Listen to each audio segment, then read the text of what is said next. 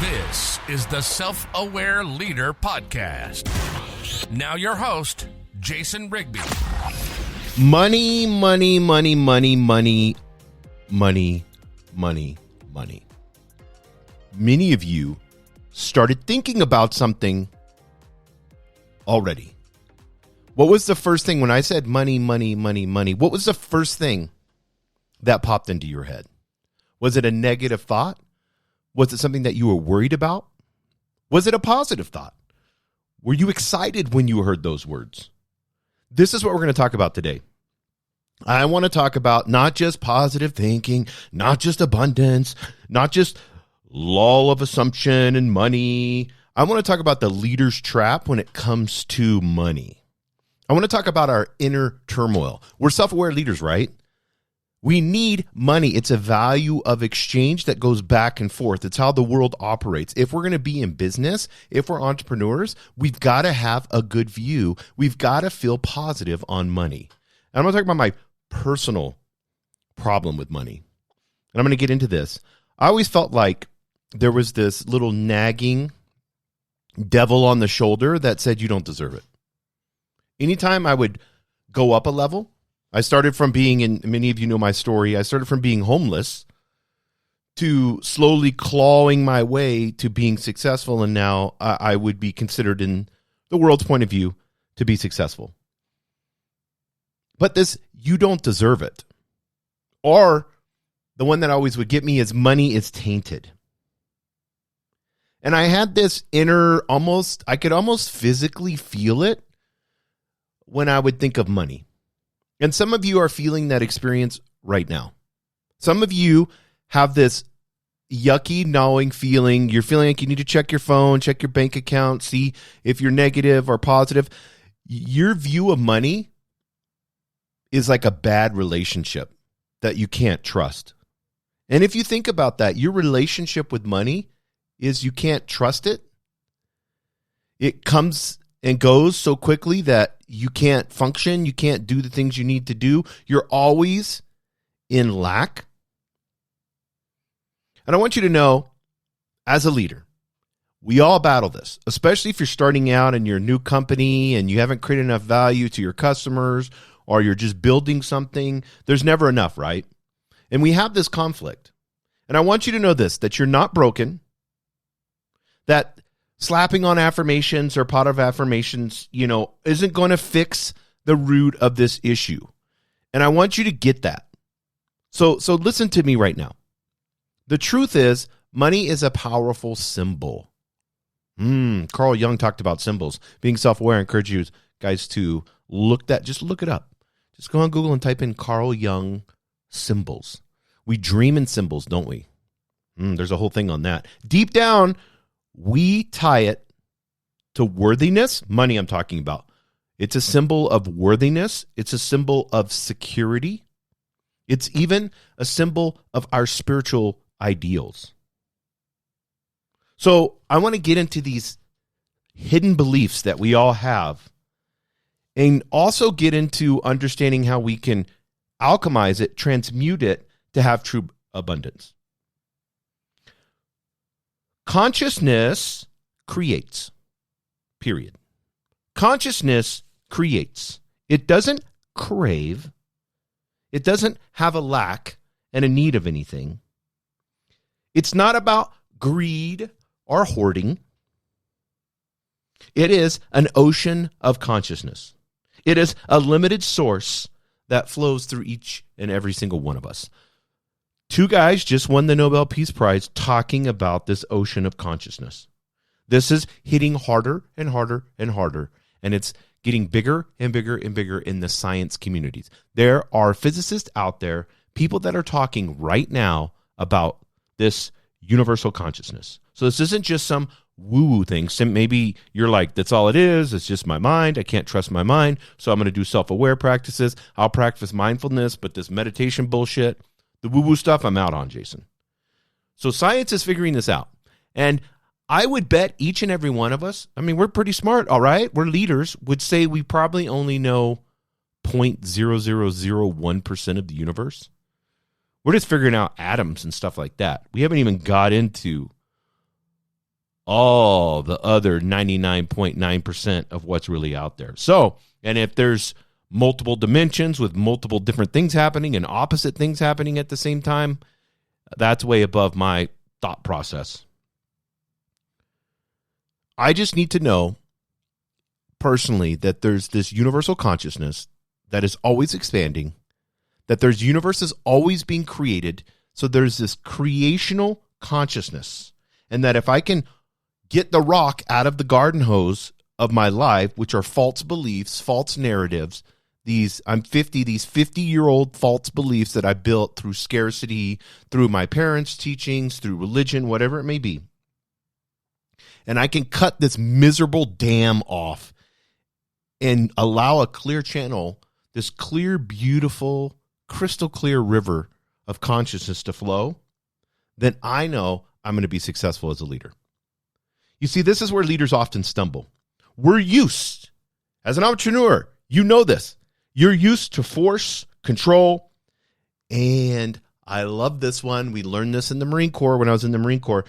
Make it happen no matter what. That make it happen mentality. Yet with money, the tension fights the very flow we need. So what does a conscious leader do? If you're a self-aware conscious leader, what are you going to do? One is you got to get uncomfortable. Number one, here's the first step. Get uncomfortable. All self-aware practices are going to make you feel uncomfortable. Don't just visualize the yacht, the $10 million house, the Rolls Royce. Don't just visualize the yacht. Sit with the discomfort beneath your desire. I had this problem when I first started going into luxury shops. I felt like I didn't belong, and I wanted to hurry up and get out of there. I felt hugely uncomfortable. What is my belief that I feel that I'm not worthy to be in a Chanel store? Explore it. Sit with it. Feel that uncomfortableness. Ask yourself as a self-aware leader, explore, what beliefs does money bring up in my life? Was I raised in a family like I was where everything was very poor and there never was enough? I'm going to tell you, when you do that shadow work, as Carl Jung said, there's tons of gold and tons of dragons that you get to defeat. And the number one work you can do is looking in that mirror, isn't it? How do you change the world? By changing yourself. So get uncomfortable. Find those false beliefs. Next, abundance is alignment. True wealth for you, and wealth is different for every single person. To you, it may be $5,000 a month and being able to be free and work from a laptop. Others may want to make $500,000 a month and be the CEO of a large corporation. Maybe for you, true wealth is being able to have enough money that you can make $2,000 a month so that you can stay home with your kids and not have to work this low, miserable job. Whatever it is for you. True wealth, find out, get clear and visualize what true wealth is for you. It's when your work, your values, and your resources harmonize. I'm going to say that again. True wealth is when your work, values, and resources harmonize. And that's what we can manifest. And I'm going to use a spiritual word here, manifest, because I think it's important. We manifest that from wholeness, not desperation. We manifest that from wholeness, from being healthy, not desperation. Or, guys, we have a lot of young entrepreneurs that listen to this show, the need to prove something. Who cares if you have a Casio or a Rolex? Who cares if you have a fake AP Royal Oak? Or if you're wearing a Swatch? Who cares? Are you wearing it because you love it? Or are you trying to prove something to someone? And you're hoping someone sees that watch or sees the LV belt that you're wearing. Majority of the billionaires and multimillionaires that I have talked to have luxury that you can't see. They wear brands they call it quiet luxury. You should look it up. Because they know most of the people that are middle class or upper middle class are the ones buying these luxury items with the logos all over it. Next, co-creation, not conquest. Remember, you're not battling the universe for scraps. This isn't you in the universe dump and you're sitting there and you're fighting other people that are in the trash trying to grab stuff. Jesus talked about this when he talked about hell. Misrepresentation in the Bible. I may piss some of you guys off right now, but Gehenna was an actual place. When Jesus used the word Gehenna in the Bible, when he referred to hell, he was talking about a hell because it was the trash dump that was outside of Jerusalem that burned all the time, and all the leopards, because you couldn't get near leopards, so they all lived out there. So it's a literal hell. Trash, stinky, yucky, burning, people with rotting flesh, desperate, going to die, is all out there. So that's a living hell. You're not that. You're not in Gehenna. The universe has infinite flow, and that's what Jesus was trying to talk about. Wealth flows where value is created, isn't it? Wealth flows where value is created for yourself and others. That's an abundance mindset. And that's an abundance mindset that's in action. It's not just as bullshit words. I'm just believing. I'm trusting the universe. I'm believing in God. I'm believing in whatever. I'm just someday. No, it's action. It's an abundance mindset in action. It's doing things that are helping others. It's a wealth flow. You're creating tons of value for your clients. When value is created, wealth happens. It's a law of the universe. Now, it's a messy, right? It's going to be messy. You're going to learn along the way what value is for you. You think you know what value is, but you're going to learn from your clients. That's why you need to give stuff away for free in the beginning if you're really young. Because why? If you get a client for free, they'll let you mess up. And if they let you mess up, guess what happens?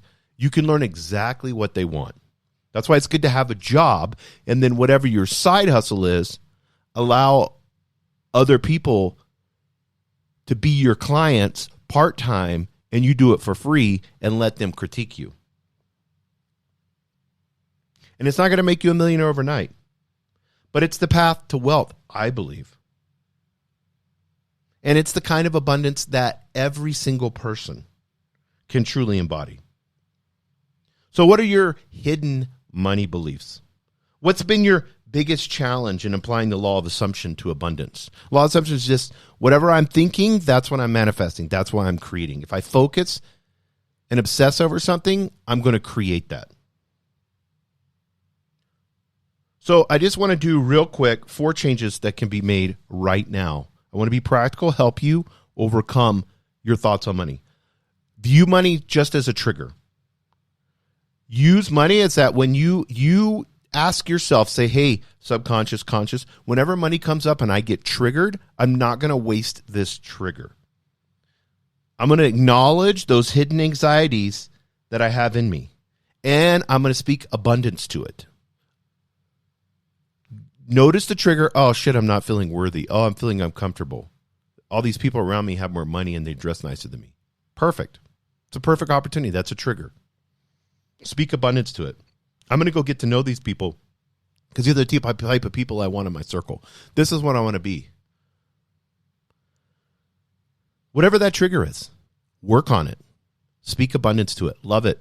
You're going to see, guys. You're going to see what's going to happen. Next, esoteric but actionable. I know this is ancient wisdom, but it's tied to practical shifts in mindset. And what I'm talking about, that is alignment versus force. Align with the universe. Don't fight. Next, third, depth over fluff. Money is emotionally charged.